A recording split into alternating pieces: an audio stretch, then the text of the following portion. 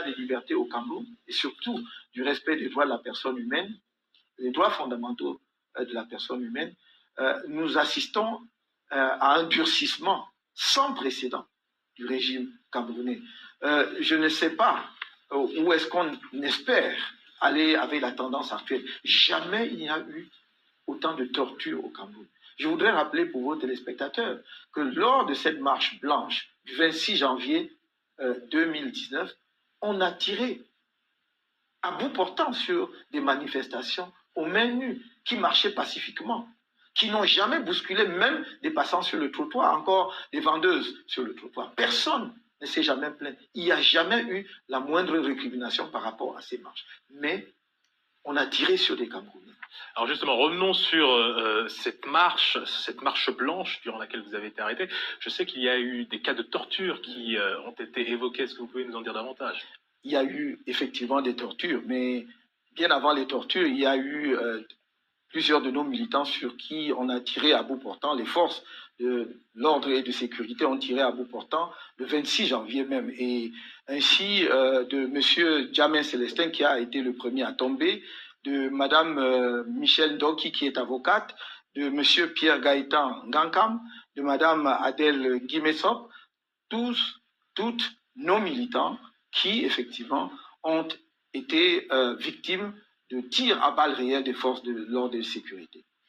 On nous a arrêtés de façon arbitraire. On nous a jetés en prison pour une période de 9 mois, pendant 9 mois en tout cas.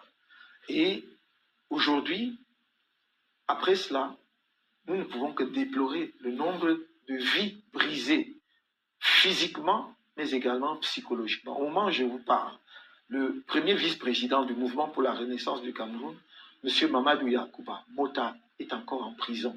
On lui a fendu le crâne, les points de suture sont là, nous avons toutes les images. On lui a cassé un bras qui est resté sous le plâtre pendant plusieurs mois. On lui a cassé ses côtes, juste parce qu'il a refusé de céder, c'est-à-dire de renoncer à son combat, de dire qu'il n'est plus avec le membre du MRC, qu'il n'est plus avec Maurice Kamto. Cela est inacceptable dans un pays. Il n'avait commis aucun crime.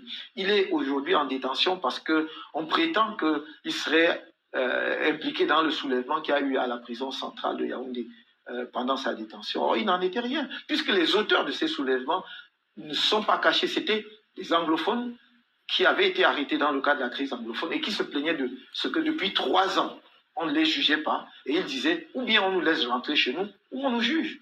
Et nous avons les vidéos montrant M. Mamadou Mota en train de les calmer au contraire, en disant, ce n'est pas eux, ce ne sont pas les gardes prisonniers qui sont notre problème, ce sont ceux qui dirigent le pays, donc ne les brutalisez pas, ne causez aucune infraction. Nous avons plusieurs de nos camarades, nous avons un documentaire qui va, puisque nous avons tout documenté, il y a un documentaire qui va présenter les cas de torture au Cameroun. Nous avons Serge Nana Branco, qui va garder des séquelles à vie, et un autre, Kenny, qui s'appelle Kenny, qui vont garder des séquelles à vie puisque certains d'entre eux ont été touchés dans leurs parties intimes et ils ont dû subir des opérations chirurgicales. Je crois que leur fertilité masculine est compromise. Nous avons des femmes, de pauvres ménagères, des mamans, de jeunes filles qui ont été brutalisées, torturées. Nous avons M. Wabo qui a un bras cassé, ouvert, c'est encore sur les réseaux sociaux, on voit bien que son bras est opéré et on doit mettre une barre de fer dans son bras pour permettre aux autres de tenir. Et je pourrais en citer davantage. Le CED et le GSO, c'est-à-dire le secrétariat d'État à la Défense, qui est le secrétariat, qui est l'instance qui abrite la gendarmerie, et le GSO, qui est une unité spéciale de la police, sont devenus des lieux de torture absolument insoutenables dans notre pays. C'est cela que nous dénonçons, c'est cela que nous combattons. Et croyez-moi, nous n'arrêterons pas notre lutte tant que nous ne serons pas arrivés au bout. Parce qu'on ne peut pas vivre dans un pays comme celui-là. Je me demande comment ceux qui prétendent diriger un pays peuvent porter autant de haine. Tout ce que je viens de vous dire, c'est à l'issue d'activités pacifiques, d'actions politiques pacifiques. Si le Cameroun est un pays de parti unique, qu'on nous le dise clairement, et alors on en prendra acte et on cessera les activités politiques. Mais vous ne pouvez pas prétendre que vous êtes une démocratie, ou en tout cas que le pluralisme politique est autorisé, que le multipartisme existe, et brutaliser aussi violemment ceux qui, dans le cadre de leurs activités, s'expriment. Au moment où je vous parle, 2 ou 3 de nos camarades arrêtés à Baranté ont été déférés devant le procureur et leur détention, le mandat de détention a été prorogé. Ils vont être probablement jugés et condamnés tout simplement parce qu'ils ont dit qu'il faut boycotter les élections. Alors, je voulais juste terminer. La participation aux élections n'est pas une obligation légale. Le vote n'est pas obligatoire au Cameroun. Je ne sais donc pas quelle loi est-ce que l'on viole en disant, pour exprimer son désaccord, qu'il ne faut pas aller aux élections. Personne ne vous... Bonjour, chers frères et sœurs. Vous écoutez là le professeur Maurice Kamto qui déplorait déjà ce traitement inhumain et dégradant dont les militants du MSC ont été victimes. Donc, c'est la partie visible de l'iceberg que nous voyons depuis un certain temps où nous avons vu Longuet être torturé.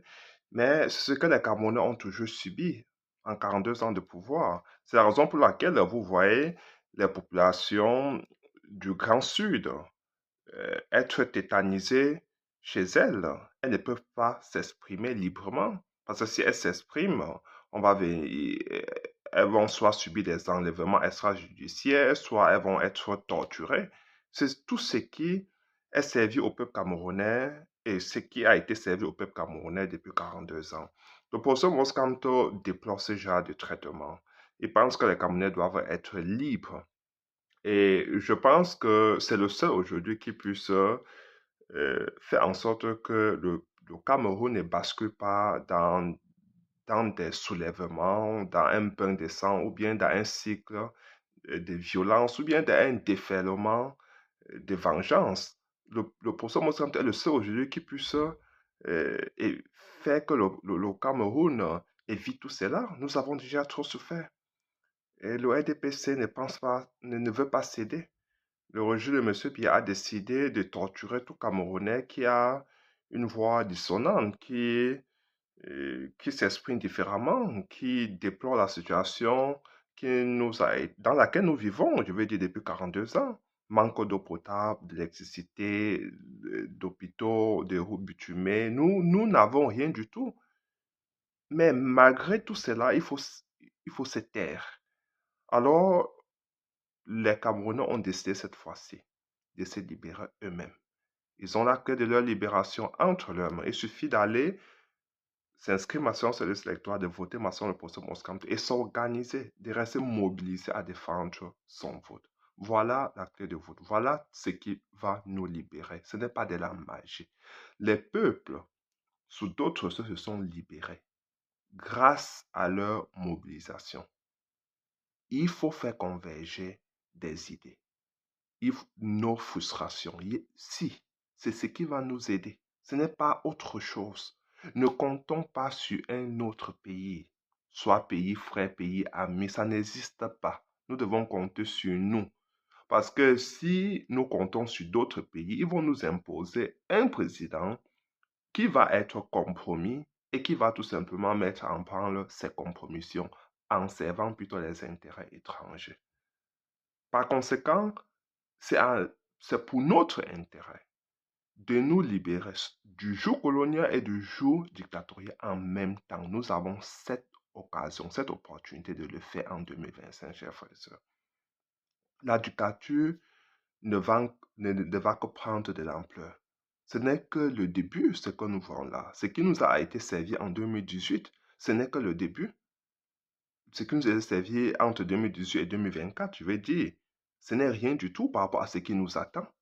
C'est la raison pour laquelle seule la mobilisation peut contrarier ces gens. Je veux dire que c'est en sortant en massant dans les rues, par milliers, par centaines de milliers, que nous pourrions faire peser les choses de notre côté.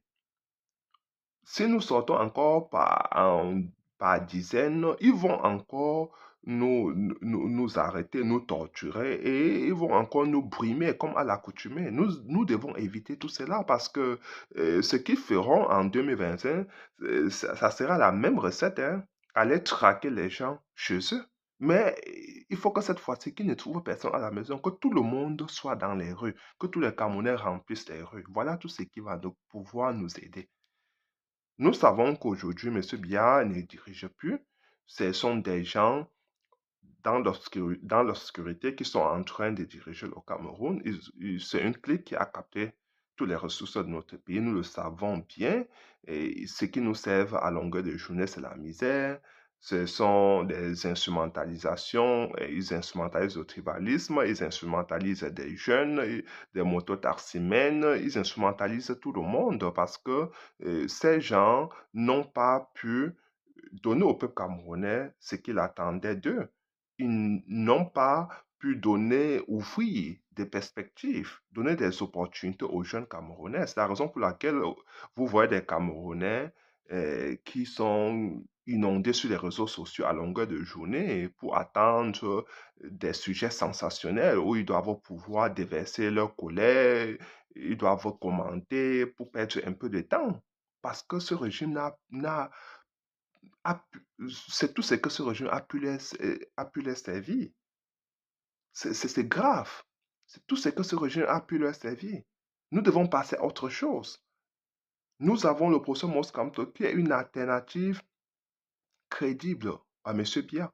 M. Biya n'a jamais été président du Cameroun. Si ce n'est pour servir les intérêts des pays occidentaux comme la France, l'Angleterre et tout, et les autres. Nous avons besoin d'un président camerounais qui doit servir les intérêts camerounais, qui doit se mettre au service du peuple camerounais, qui doit réformer les institutions de notre pays, qui doit compter sur les Camerounais pour développer le Cameroun. Nous avons besoin d'un président patriote, nationaliste, panafricaniste. Et c'est en le procès Mosramto que nous pouvons trouver tous ces ingrédients. Il est le seul aujourd'hui qui incarne toutes ces valeurs, tous ces principes, que ce soit de la démocratie, que ce soit du panafricanisme ou bien du nationalisme. Il est le seul aujourd'hui. Il aime son pays, il aime les Camerounais, il veut se mettre au service du peuple camerounais. Voilà tout ce que l'opposition Moskamto nous demande, chers frères et sœurs. Faisons ce qui compte. Prenons la bonne décision. Allons exercer notre devoir citoyen. J'ai, dans une des vidéos, demandé à tous les élus du RDPC de démissionner de leur parti. Parce qu'il faut que le RDPC soit vidé de tous ses élus pour que M. Biya ne puisse pas se présenter aux élections présidentielles. Si le fond, M. Biya n'aura plus aucune légalité pour se présenter aux élections présidentielles, parce que son parti n'aura plus d'élus. Faites-le. C'est le moment plus que jamais. Sauvez-vous avant qu'il ne soit tard. Le bateau RDPC va couler. Et cela est inéluctable. Je veux dire que le changement se fera au Cameroun. Ce n'est pas de la magie. Ne faites pas comme sous d'autres cieux où nous avons observé à la dernière minute, des gens ont voulu s'échapper et la dictature les a écrasés. Non, vous avez encore le temps de vous échapper avant qu'il ne soit tard. Le professeur Moscato vous ouvre grand les bras. Il vous tend la main. Saisissez la main pour entrer dans le train du changement, où vous allez dormir en sachant que vous ne faites pas de mal à vos compatriotes. Voilà, à l'heure que nous parlons, les militants du MSC sont encore en prison. Ces magistrats les ont condamnés sur la base des preuves fallacieuses. Il n'y a pas de preuves tangibles, mais ils sont en prison. Vous voyez, ces magistrats parviennent, je ne sais pas comment ils parviennent à dormir. Je ne sais pas ceux qui torturent, comment ils parviennent à dormir. Vous comprenez que pour éviter cela, pour éviter les maux de tête, éviter, je vais dire, de vivre dans la peur, vous devez servir la justice au peuple. Vous devez vous réconcilier avec vous-même. Vous devez éviter de faire subir aux autres du traumatisme, de l'injustice. Vous devez éviter tout cela. J'invite tous ceux encore qui ont encore un petit penchant pour le rejet, M. Biya, de revenir à la raison du côté du peuple. Si vous revenez, si vous décidez de rejoindre le professeur Moskamto, de faire chorus sur de sa candidature, vous serez du bon côté de l'histoire. Parce que tous ceux qui détestent le professeur Moskamto ne peuvent pas en produire des preuves. On va vous dire, vous le détestez, pourquoi? Ils n'auront rien à dire. Alors que si on vous dit, pourquoi vous n'aimez pas M. Biya, on va dire, non, ce n'est pas M. Biya qu'on déteste. On déteste ce qu'il a fait. Parce que M. Biya, quand il est devenu président de la République, tous les Camerounais l'avaient reçu en grande pompe. je vais dire, sous tapis rouge. Il était allé dans toutes les régions du Cameroun. Il avait été reçu par la société civile, par les chefs religieux, par tout le monde. Tous les Camerounais l'avaient reçu. On aimait M. Biya, y compris le professeur Maurice Kamto, qui avait fait un voyage express de Nice pour le Cameroun parce qu'il venait se mettre au service de son pays. Donc, on a aimé M. Biya. Les Camerounais ont aimé M. Biya. Mais ce qui leur a servi, c'est la misère, c'est le sous-développement, c'est la corruption, c'est la pauvreté, c'est le misérabilisme, c'est la paupérisation. Voilà ça, c'est le bilan de M. Biya. M. Biya n'a jamais aimé les Camerounais. Cet amour n'a jamais été réciproque. Le peuple camerounais avait jeté tout son dévolu sur M. Biya à l'époque. Mais M. Biya, ce n'est qu'une déception, un échec total. Un échec total. Voilà, aujourd'hui, on peut lui trouver, je vais dire, quelques raisons. Aujourd'hui, il a déjà un certain âge. Mais rien ne peut plus être fait, en fait. Son moment est déjà dépassé. On peut lui trouver quelques circonstances atténuantes dues à son âge. Mais même quand il était jeune, qu'est-ce qu'il avait pu faire pour les Camerounais? Rien du tout. Tout ce qu'il a pu faire, c'est de laisser son parti créer des réseaux un peu partout. Son régime a créé des réseaux partout. Ce sont ces réseaux aujourd'hui qui dirigent le Cameroun. Nous avons besoin vraiment de déconstruire tous ces réseaux-là. Il va falloir travailler. Le professeur Mosomto devra travailler et avec l'ensemble du peuple camerounais parce qu'il ne pourra pas le faire seul. Il ne pourra pas le faire seul. Mettons-nous au travail, chers frères et sœurs. Sensibilisons le peuple camerounais. Soyons prêts, prêts, prêts à nous mobiliser à chaque fois. Soyons toujours prêts parce qu'à tout moment, ça peut basculer. À tout moment. Parce qu'aujourd'hui, ils sont déjà en train de chercher qui va remplacer M. Biya au sommet de l'État. Ils savent que M. Biya ne dirige plus. Parfois, ça serait son fils. Quelquefois encore, ça serait l'un des référés de M. Biya. Parce qu'ils pensent que le peuple n'a pas droit à la parole. Ils pensent qu'ils vont encore imposer notre président au peuple. Nous ne pouvons pas accepter ça. C'est à nous d'en décider. C'est à nous de travailler pour éviter cela dans notre pays. Chers frères et sœurs, donnons-nous à faire. OK? Jouons pleinement notre partition. Partagez ma sur cette vidéo, je vous prie, et surtout abonnez-vous. Ciao.